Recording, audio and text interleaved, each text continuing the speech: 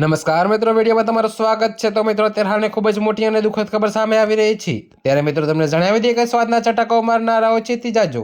ગુજરાતમાં બહારનું ખાવાના શોખીનો માટે ફરી એકવાર લાલબત્તી સમાન કિસ્સાઓ સામે આવ્યા છે।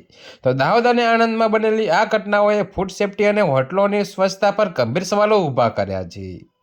જી હા મિત્રો, તો તમને જણાવી દઈએ કે સામે આવેલી મળતી માહિતી મુજબ આણંદના બાકરોલ પાસે આવેલ બાકરોલ સ્ક્વેર કોમ્પ્લેક્સમાં આવેલી પ્રખ્યાત ભગતની ભજીયા હાઉસ નામની દુકાનમાં નાસ્તો કરવા ગયેલા ગ્રાહકને બટાકાવાડામાંથી વંદો નીકળવાનો કડવો અનુભવ થતા આ અંગે ગ્રાહકોએ હોટલ માલિકને રજૂઆત કરતા હોટલ માલિકે આવું તો થયા કરી તેમ જણાવતા ગ્રાહકે ભારે હોબાળો મચાવતા ફૂડ એન્ડ ડ્રગ્સ વિભાગે સેમ્પલ લઈને કાયદેસરની કાર્યવાહી કરી હતી।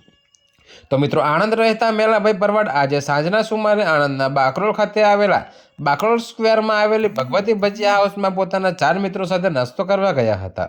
ત્યારે મંગાવેલા બટાકાવાડામાંથી વંદો નીકળતા મેલાભાઈ અને તેમના મિત્રો ચોંકી ઉઠ્યા હતા અને તેઓએ આ બનાવ અંગે હોસ્પિટલના માલિકને રજૂઆત કરતા હોટલના માલિકે પણ આવું તો ચાલ્યા કરે તેમ કહી।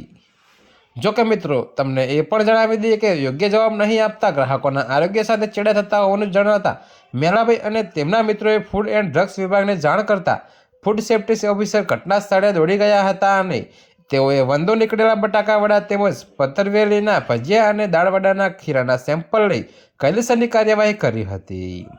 ત્યારે મિત્રો, અત્યારે હાલ માટે આટલું જ। મળીશું નવી અપડેટ સાથે। અને જો તમને અમારા વિડીયો પસંદ આવતા હોય તો વિડીયોને લાઇક, કોમેન્ટ, શેર અને અમારી ચેનલને સબસ્ક્રાઈબ કરવાનું ભૂલતા નહીં મિત્રો।